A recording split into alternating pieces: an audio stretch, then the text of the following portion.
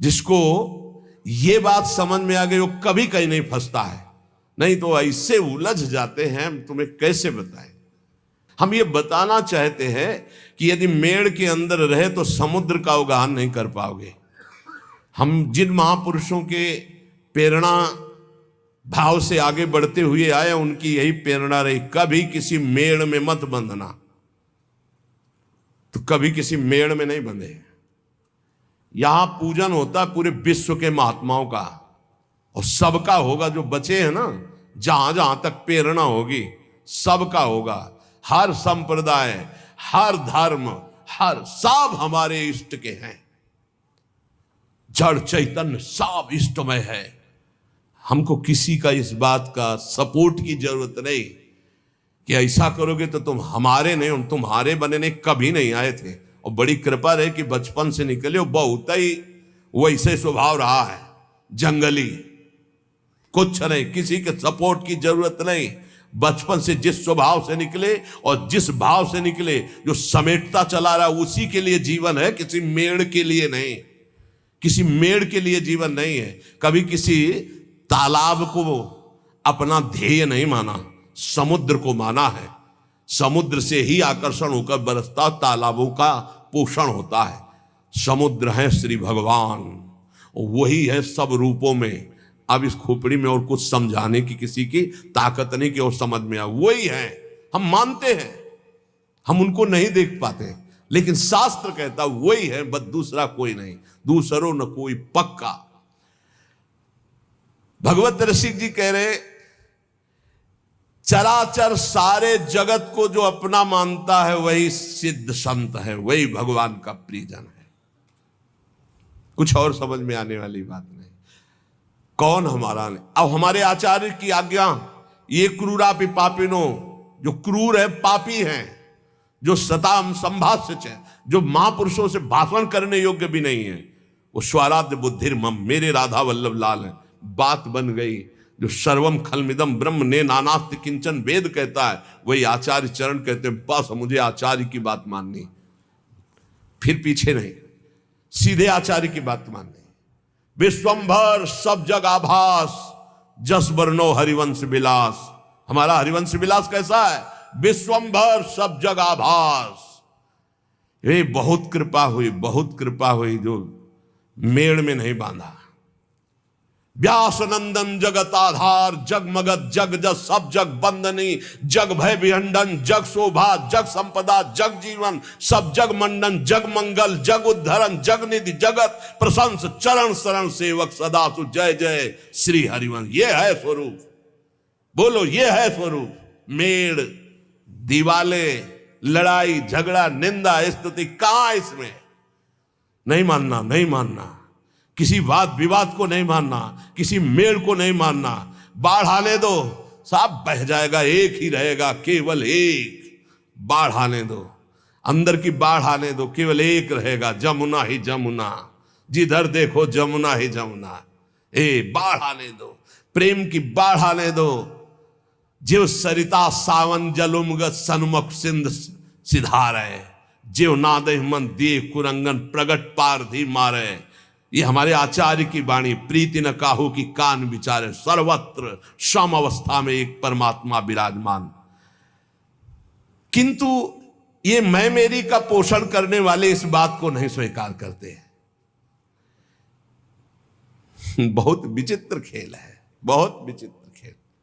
नहीं समझाया जा सकता किसी को, अपने समझने के लिए केवल है परमार्थ। जो सांसारिक व्यवहार, जागतिक प्रेम, इससे अलग होकर भागवतिक भाव से संपूर्ण चराचर जगत को श्यामा श्याम का रूप देखकर उनके नाम रूप गुणगान में मगन है, वही रसमय क्षेत्र में प्रवेश पाते हैं, लाडली लाल को दुलार कर पाते हैं।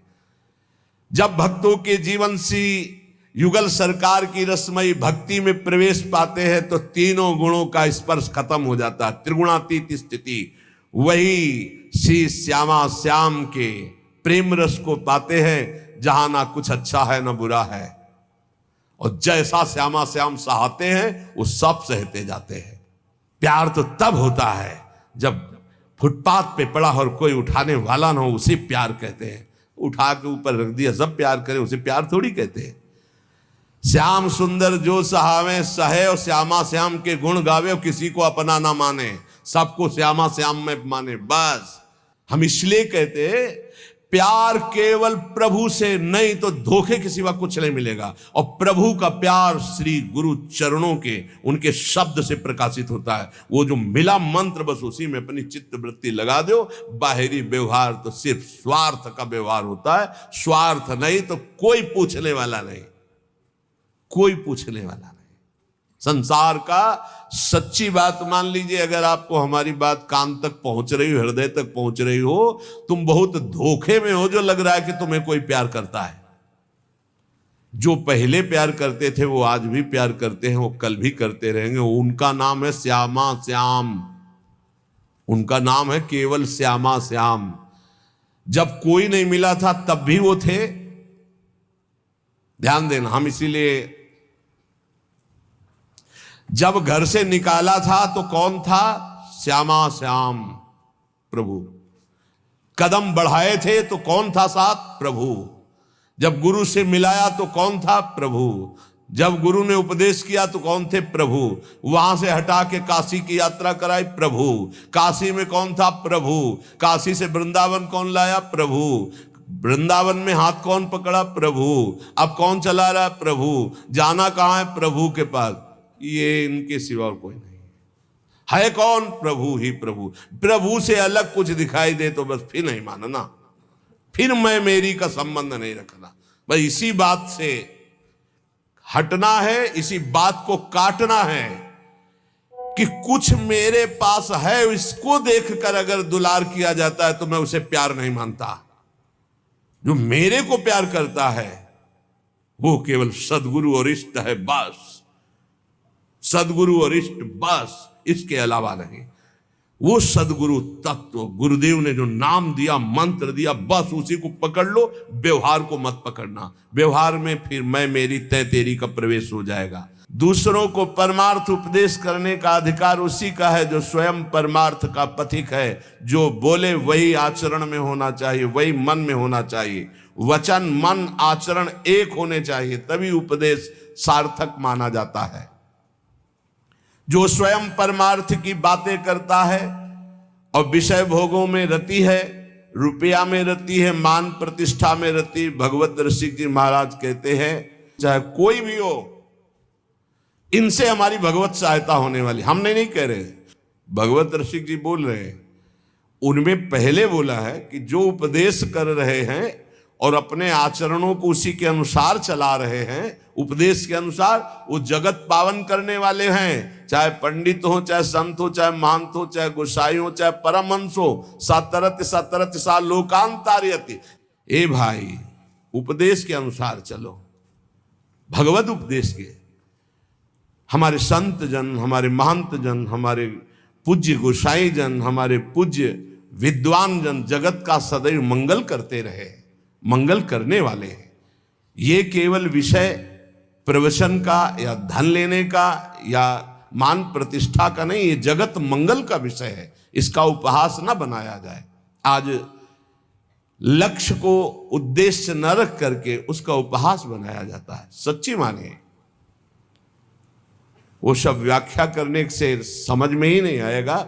बस इतना समझ लीजिए कि जो उपदेश है और को सो नहीं माने आप, देखो जगत प्रवीणता ठगे आपको आप।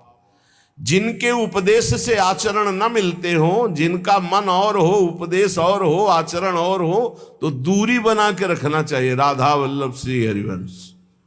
खूब भजन करो, संग करो, तो मनस से कम, वचस से कम। जिनका मन वही, वचन वही, चरित्र वही, तो बात बनेगा, नहीं तो नहीं बनेगी। बोले ये दूसरों से धन ऐंठना, मान प्रतिष्ठा, ये भगवत सहायता क्या कर सकते हैं कि हमारी को भगवत प्राप्ति करा दे? नहीं भाई, नहीं। सदाचार का पालन और मन को निरंतर भजन में लगाते हुए जो उपदेश उसके अनुसार स्वयं आचरण में, नहीं तो बहुत लज्जा का विषय होता है। हम दूसरे को त्यागी बनाना चाहें और स्वयं भोगी, ऐसा असंभव हो ही नहीं सकता, ऐसा हो ही नहीं सकता। विद्या रूप महत्व कुल सबकी धज्जियां उड़ाए हैं महापुरुष हैं। जैसे ऊपर में वर्णन किया, अब नीचे कह रहे विद्या, आज उनका पूजन है इसीलिए उनकी वाणी वैसे प्रायः होती ही रहती है। विद्या रूप महत्व कुल धन जोबन अभिमान, षटकंटक देखे जहां रहे न भक्ति निदान। रहे न भक्ति निदान स्वांग सब नगर नारी के, विषयन हाथ बिकाए नहीं रिजवन भतारी के। जग बंचन के हेतु सबे गुण सीखे जिद्या, भगवत भक्ति बिहाय कहा कीनो पड़ी विद्या। एक बार यमुना जी के पावन पुलिन पर बैठे किसी पद का चिंतन हो रहा था, तो थोड़ी देर बाद आवाज सुनाई देने लगी, प्यारे बहनों और भाइयों, महाराज ऐसे ऐसे। तो हमने कहा टेप चल रहा है क्या? तो ऐसे झांक के देखा तो एक विद्यार्थी भागवत के रिहर्सल कर रहा था। रिहर्सल, प्यारे बहनों और भाइयों, वहां कोई नहीं है, वो केवल सीख रहा है कि मुझे कैसे समाज में बोलना है। ये भगवत शास्त्र सीखने वाली चीजें नहीं। आप त्रिकाल संध्या कीजिए, खूब नाम जप कीजिए और भागवत का शुद्ध श्लोकों का गायन कीजिए, अपने आप भगवान सुखदेव जी आपके हृदय में बैठ करके भागवत का रहस्य विस्तारित करने लगे। अगर हमारा लक्ष्य बना धन, हमारा लक्ष्य बना कि समाज जोड़ करके वासनाओं की पूर्ति, तो इन शास्त्रों का रहस्य हम नहीं जान पाएंगे, नहीं जान पाएंगे। सच्ची मानिए, अपने किसी शिष्य को भागवत की शिक्षा नहीं दी भगवान व्यासदेव जी ने, रचना करके तब तक गुप्त रखा कि इसका अधिकारी चाहिए। जब देखा कि हमें भी आसक्त नहीं है मेरा पुत्र, तो बोले यही है अधिकारी श्रीमद् भागवत का। जब स्वयं पुकार रहे हैं, पुत्रेति तन्मयतया तरवे भिनेदुस तम सर्वभूत हृदय मुनिमान तो उसमें हा पुत्र, लेकिन भगवान सुखदेव जी पीछे मुड़ करने बड़ी प्रसन्नता हुई कि श्रीमद् भागवत का अधिकारी मेरा यही पुत्र है। पर वो अनासक्त है, मेरा ही रूप लौट के नहीं देखा, अपनी मां का रूप नहीं देखा, तो ये रूप लीला का गान क्या करेगा? ये तो स्वयं बोध संपन्न है। सुकोहम वृक्षों से निकलने लगा तन्मयता में, तन्मयतया जीव ही तन्मयता, तो हर वृक्ष से निकलने सुकोहम, मैं सुखदेव हूं, मैं सुख। इतनी ऊंची स्थिति का ब्रह्मबोध संपन्न महात्मा काहे को भागवत याद करेगा? एक श्लोक रूप माधुरी का कान में पड़ा, बरहा पीडम नटवर बपू, आसक्त हो गए श्री सुखदेव जी। ऐसे श्री कृष्ण चंद्र की रूप माधुरी गान करके, और पक्का श्रीमद् भागवत में इतनी सामर्थ्य है, हृदय से कह रहा हूं कि सांगो पांग पद्धति से एक बार सप्ताहिकी श्लोक कान में पड़ जाए 18,000, तो महापापी भी परम पद का अधिकारी हो जाएगा। इसका प्रमाण धुंधकारी स्वयं उसी में है कि धुंधकारी 7 दिन बिना कुछ खाए पिए 18,000 श्लोक श्रवण करता, मनन करता है, तो विमान आता है और बैठ करके चला जाता है। और कोई साधन नहीं, केवल 7 दिन भागवत सुनने मात्र से भगवत प्राप्ति। तो ये नहीं कि सब भागवत केवल धन के लिए ही करते हैं या मान प्रति, नहीं। भूरिदा जना भगवत यश गान करने वाले जगत बंदनी होते हैं, जो रामकृष्ण हरि की चर्चा करके जगत को निष्पात करते हैं। संत जन मुद मंगल में संत समाजू, जो जग जंगम तीर्थ राजू। ये चलते फिरते तीर्थ हैं, तीर्थराज प्रयाग हैं, तीर्थी कुर्वंत तीर्थानि, ये जहां चरण रख दे वहां तीर्थ बन जाए। लेकिन ये उनके लिए है जो भगवत चिंतन में निरंतर डूबे हुए, एकमात्र जगत मंगल के लिए उनका वचन निकलता है, उनके चरण चलते हैं जगत मंगल के लिए। यहां जो निषेध किया जा रहा है उनको, जो नाटकबाजी के लिए भेष धारण करते हैं, पाखंड करते हैं, रुपया पैसा के लिए केवल दंभ करते हैं, उनके लिए उनकी खिंचाई कर रहे हैं भगवत ऋषि की। कोई भी हो, जो महापुरुष संत जन होते हैं उनको किसी की परवाह नहीं होती। सत्य का वर्णन और सत्य का श्रवण वही कर सकता है जो सत्य में चल सकता है, अन्यथा नहीं।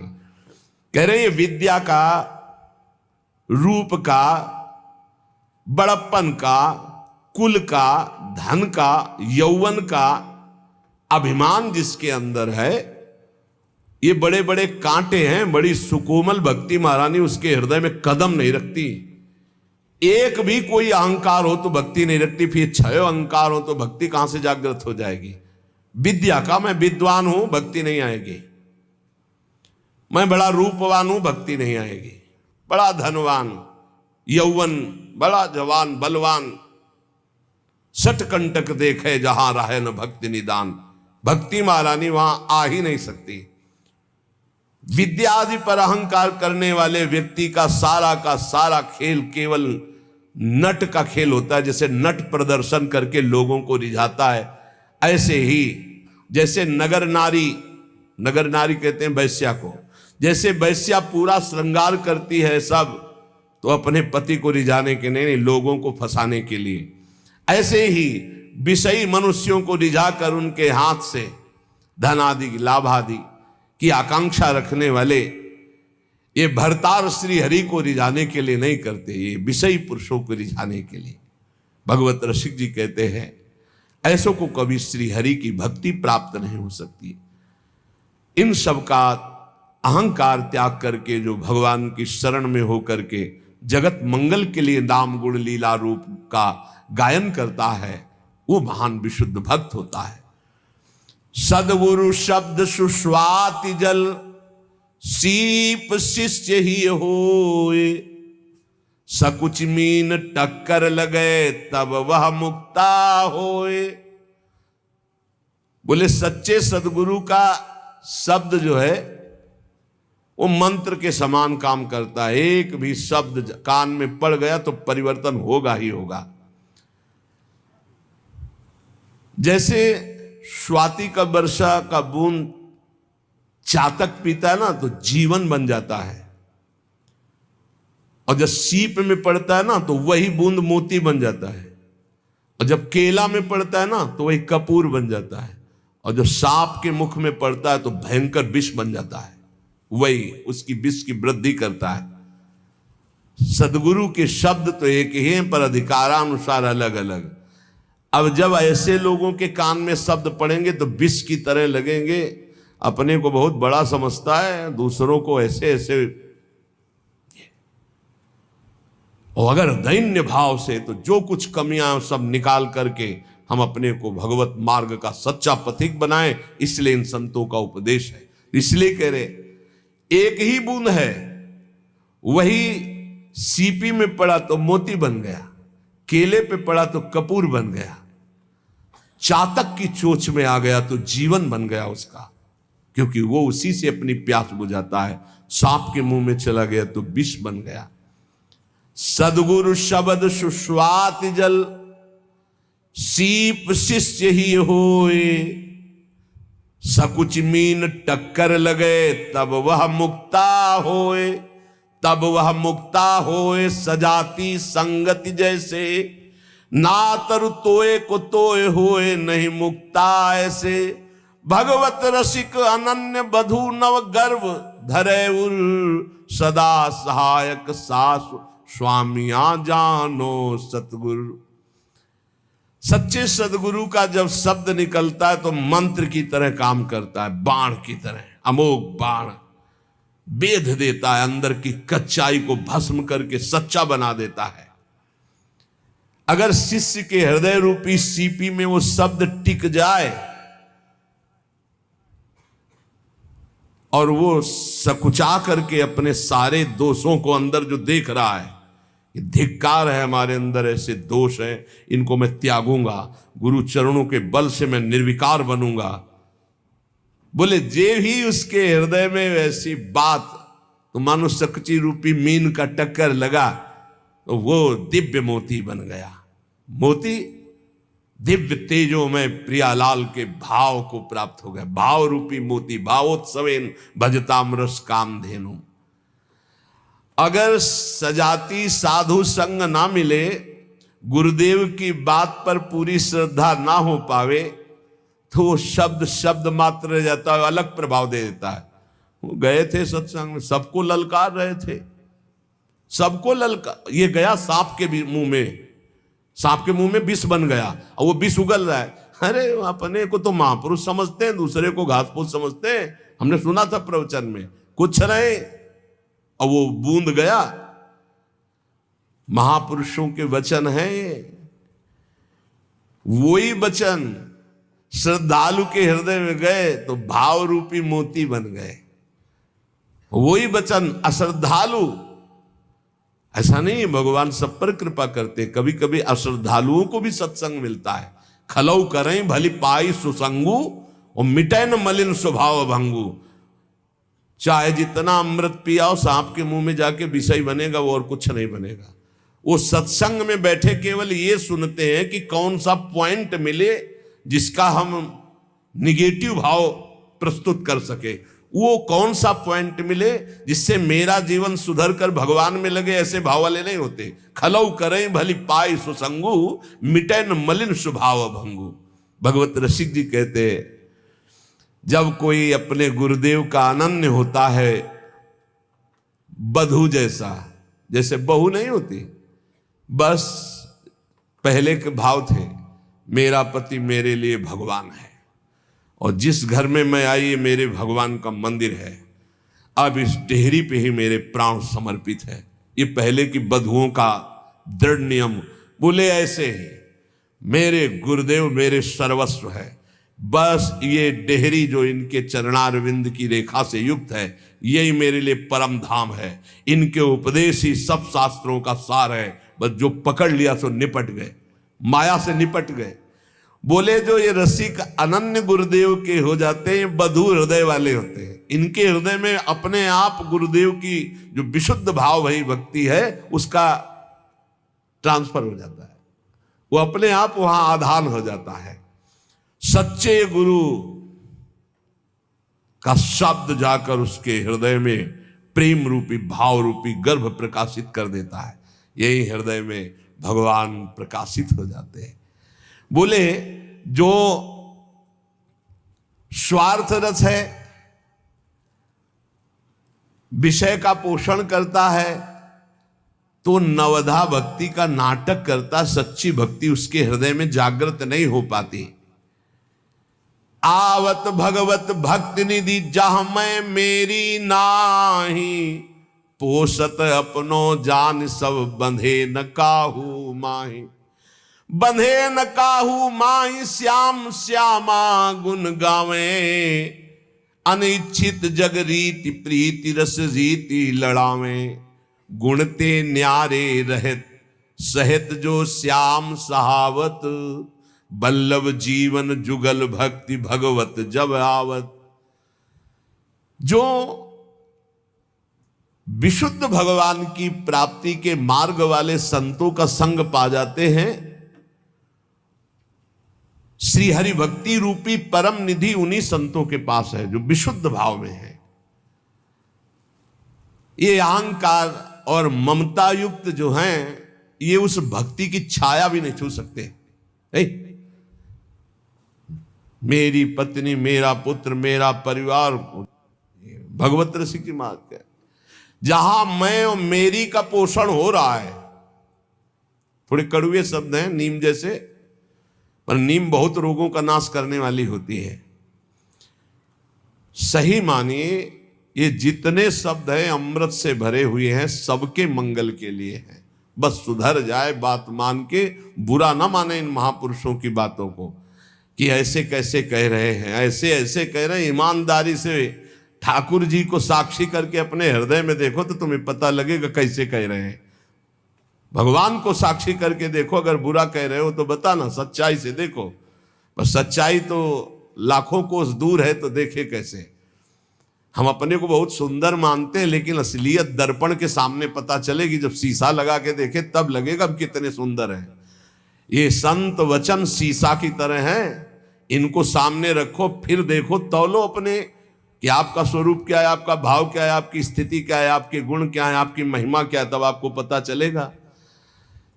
आवत भगवत भक्ति निधि जहां मैं मेरी नाही, ये श्री हरि भक्ति रूपी परम निधि उन्हीं संतों के संग से मिलती है जो वास्तविक भगवान के प्रेम में मगन है, जहां अहंकार नहीं और ममता नहीं।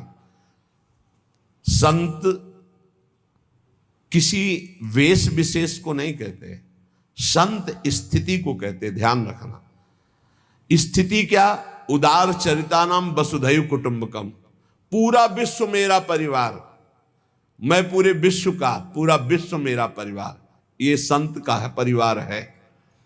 और जहां 5-6 लोग हमारे परिवार के, उससे सब बाहरी, वो मैं मेरी तय तेरी भक्ति नहीं, इसका नाम माया है।